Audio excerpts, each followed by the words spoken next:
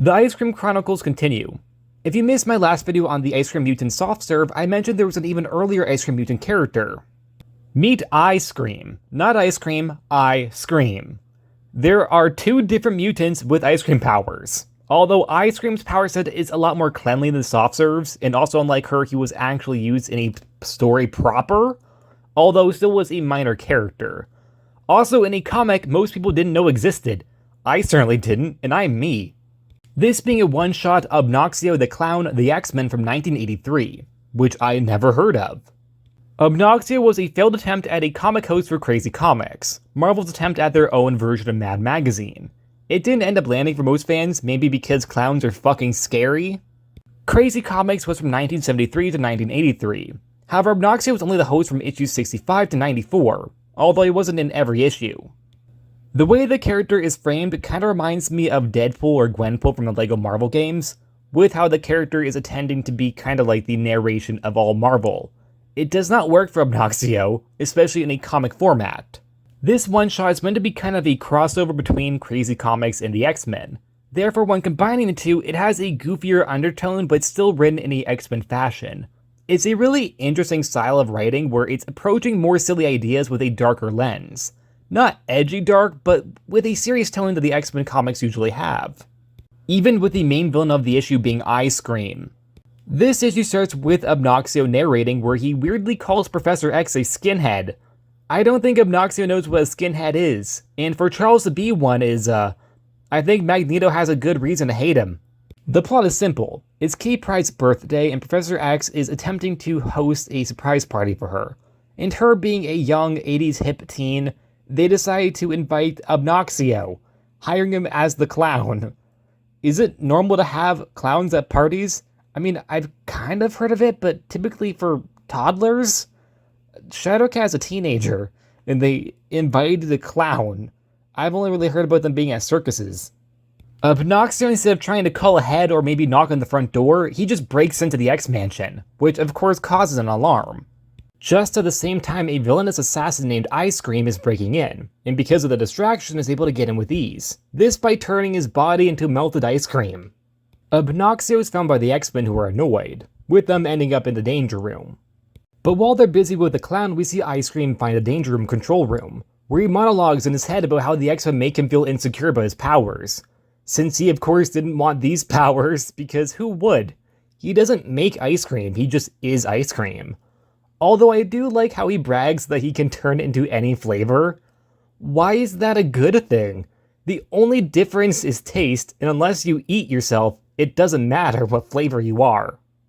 Ice Cream is able to melt himself into melted ice cream because of a molecule chest refrigeration unit that he wears on his chest, that whenever he twists the dial, he can change his own temperature.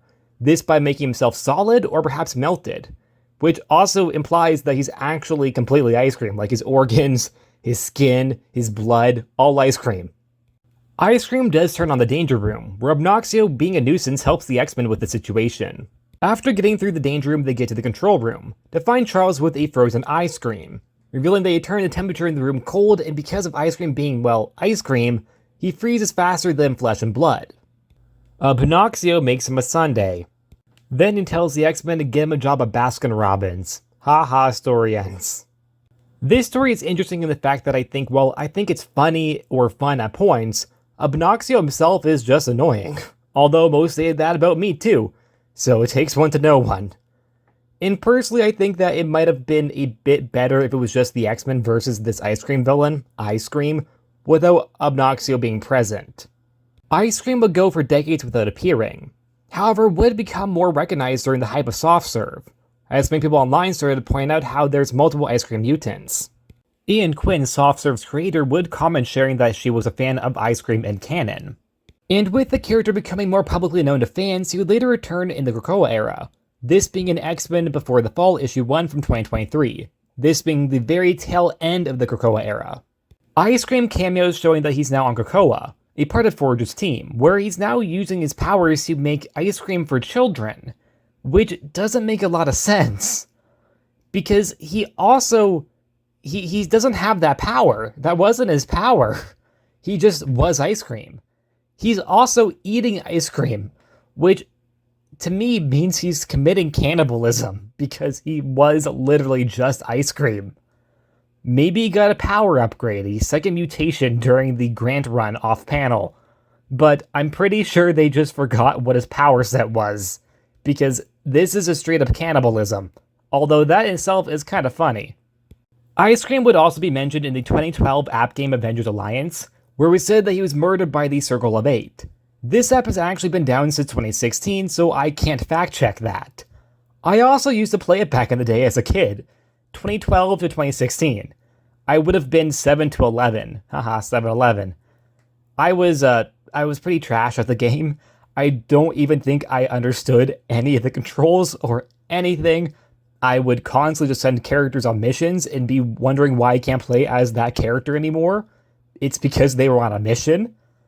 I don't even remember him being mentioned or the Circle of Eight or whoever they are. I can't fact check anything from either the actual app because it no longer exists or from my own memory. But according to the wiki, he is mentioned in the game. Anyways, Ice Cream I think is a funny character, and is far more cleanly than Soft Serve.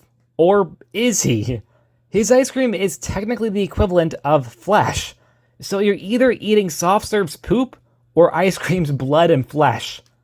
To be honest, I would probably choose Ice Cream's blood and flesh, because even though it's bad, it's not good, it is not coming out of his ass, it's his actual flesh and blood that is ice cream. I will say between the two of them, Soft Serve is probably the most memorable between the two. However, I will say that I think Ice Cream is more likely to return, since a lot of people think that Soft Serve's character is simply just a fetish, while Ice Cream is a lot more wholesome and could be used in more like childlike stories as a joke, opposed to Soft Serve, who could really only be used in more teen novels if you want to use that character in a more, I don't know how to put it, in a more in-your-face way. Even then, I think that is stretching it. I think the character might be X-rated. Anyways, what are your thoughts on this ice cream duo? I apologize for laughing a little bit during this video. I definitely have tried to take as many as clear takes as I can, but I'm talking about ice cream superheroes. I can't help myself but occasionally laugh. And that's it. Like always, please like, subscribe, and I'll see you guys next time. Bye!